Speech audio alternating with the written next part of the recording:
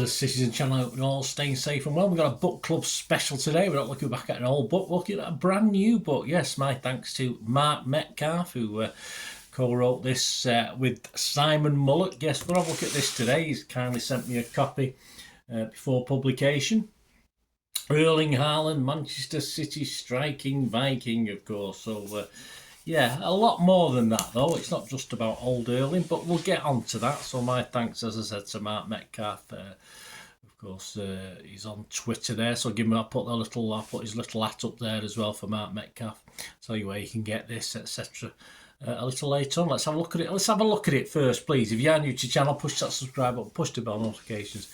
Everything City, past, present, books, you name it, matches, reviews, previews, lots of different things, a lot of history stuff as well, as you know. And there's plenty of history stuff in this as well, which is really good to know. And some stuff I didn't know and some stuff I did, as is always the case. Also, a lot of stuff I might have forgot as well because of my poor memory. Anyway, join us, guys, please. And of course, all your comments are very, very welcome. And if you do get just a little chance, just a split second to give us a like, press that thumbs up button. It'll be much appreciated. Right, yes, 294 pages, although officially it's 288. There's some blank pages as well within that. Published by Pitch Publishing, there on Twitter as well, at Pitch Publishing. Dedications from Simon Mullock for my grandson Teddy, he says, and Marc Metcalf, he's dedicated his to Iris Swift, Frank Swift's biggest fan. There you go. Probably no more than me. There's a foreword by Football Writers Association Chair John Cross. Of course, Erling won the 22-23 Football Writers Association Football of the Year award. 82% of the vote. That's not too shabby, is it? More on that before we go. The thing about this book is that it's not just about Erling. That's the thing. It's a snapshot. It's also a snapshot of City's treble-winning season. I'm sure there will be books out about the treble-winning season from various sources, but this is just another look at it, if you like, from the Vikings' perspective as well. I do vlogs myself, as you know. I do history vlogs. I'm doing a history of City since 1880. And of course, I've recently done some vlogs, of course, of the sad passing of Francis Lee. And it's interesting because obviously it wasn't too long ago. I did the early 70s vlogs for my history thing, and it's just another perspective. And this is what this does. He looks at the same thing, but obviously from a player's perspective involvement, as opposed to from the club in general, where the player would get mentioned, of course. So it's just an interesting way of doing things, and this is what I liked about this book. Let's have a look at the various things. I'll look at the chapters. I won't be too specific. Chapter 1, of course, is called Leaving Germany. So we start his move from Salzburg, of course, to Dortmund, and subsequent clauses built in by his, sadly, again, passed away, super agent Mino Raiola.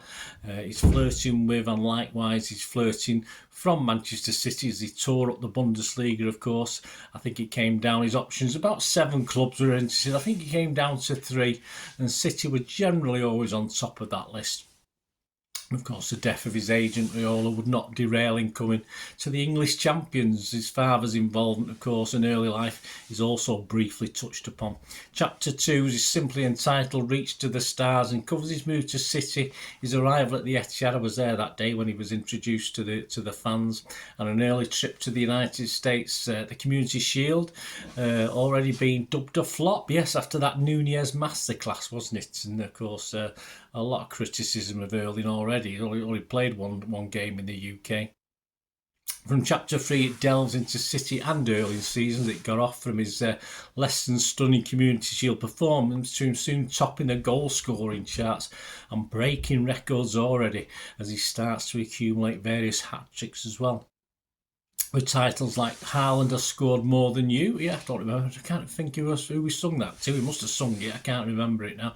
In chapter 6, entitled 6 More, a City score 15 in triple home slaughters. All right, not the most great titles, not for headlines, if you like, but they tell this. They make the point, don't they? And with a hat-trick against United, it also looks back at Alfie Haaland's infamous clash, of course, with Roy Keane. Chapters 7 and 8 is entitled Stuttering City Failed to Shine in Front of Goal, and Bees take Sting out a title charge before the World Cup break. Of course, this would look at a little bit of a stuttering run up to the World Cup break. Defeats at Anfield, of course, and Brentford. Erling's a little bit of an ankle injury that restricted his performance at that stage. Then we take a break at the season. Yes, Chapter 9 asks the question, who is Erling Haaland and how did he become a striking Viking? Well, that's the name of the book, isn't it? I mean, this is pretty self-explanatory. We learn more about his early career, plus some info on Dad Alfie's career as well. Chapter 10, very cleverly titled, this is a good one, I like this one, Striking a Strong Note in Mozart's Birthplace, there you go. And Chapter 11, continue a look back as he moves from Bern to RB Salzburg, that's the Austrian link of course, and Borussia Dortmund. And all my geography, you know. Before getting back to Premier League action, there's a brief look at what Erling got up to in the World Cup break. We learn his favourite food, his favourite restaurants. And yeah, his favourite, I think it's lasagna, but I won't tell you who buys. It has to be made by a certain person, but read the book to find that out. And back in league action, we've covered now in chapters 12 to 21. So that's the next 9 or 10 chapters. We've got chapter titles like Off-pitch allegations used to inspire on-field success. Two-time European champions blunt title charge. Make or break in April 2023, City's greatest game, FA Cup success, Immortality, Istanbul 2023. So lots of little quirky titles, interesting titles, some self-explanatory. In all those chapters, we remind you of how the FA's 115 charges galvanised the club and the fans. Pep wanting more service for Erling as he hit a bit of a dry run. Our great European run, of course, and our Premier League form putting pressure on poor old Arsenal, who was to crack under that City consistency. A Haaland 5-goal haul. Yeah, we asked the question as to why was he taken off? Why couldn't he have broke records and had 6? Pep wanted to hook him, of course. Erling's willingness to leap to defend his teammates on the pitch. Yeah, there's any bits of trouble, especially people like Phil Foden. He jumped to his defence. As Haaland got back on the score sheet, there's a look back at Pep's false 9 formation. Yeah, a bit away from Erling and City, but obviously the false 9 that Pep used to play before the Norwegians' arrival. As Erling broke goal-scoring records, reminded of other players' records from as far back as the 20s and 30s and other great teams of that period. As we reach another Champions League final, the book takes a look back at City's previous campaigns and the disappointment and the joy at times, but generally disappointment of those. Of course, a look at the magnificent Real Madrid performance, City clinching the title with 3 games to spare, a win at Wembley in the first ever Manchester derby, major cup final, with a quick stat comparison between their rubbishy treble and our glorious one, and of course the dream realised in Istanbul. Yeah, the book does claim there was 40,000 City fans in Istanbul. Okay, all right, okay, and 250,000 were there for the parade. Yeah, I'll take that. I'll take that one. I'm a bit not too sure about the first claim. The middle section of the book is just 8 pages of colour images. That's the only artwork in the book. Of course, it's mainly from his City first season, but we've got pictures of him at Salzburg, pictures at Dortmund, playing for the Norwegian under-17s and the Norwegian first team. Chapter 24, as we get towards the end of the book, is called Playing for His Country, and yes, covers his Norway career from the under-16s to his full international caps. And the final chapter is quite an interesting one for those who like the financials. I'm sure Colin will like this one.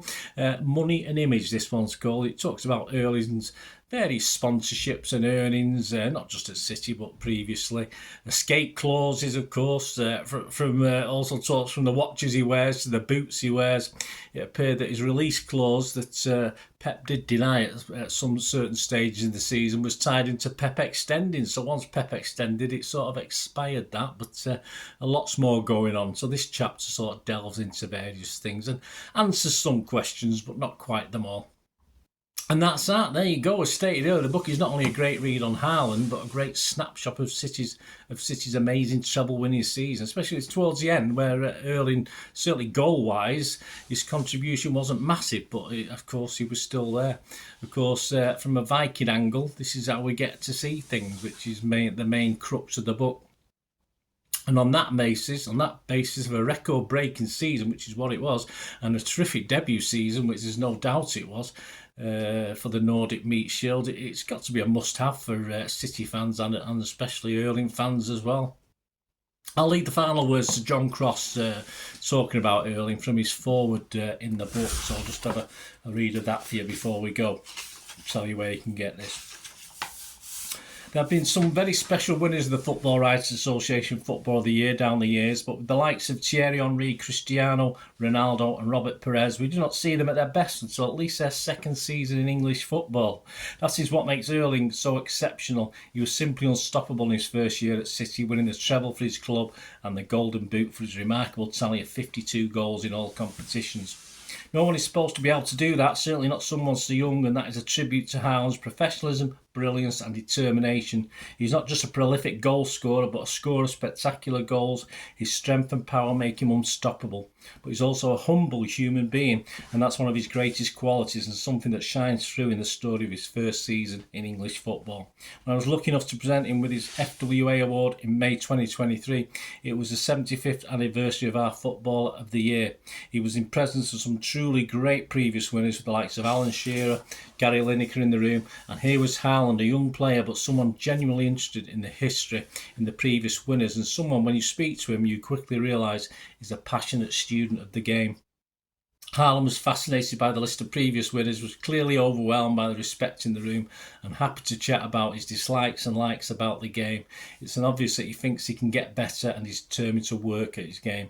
What a prospect for opposing defenders. I love his mischievous smile, his frustration and anger when he misses a chance. Why? Because he wants to improve and be ready to take the next one.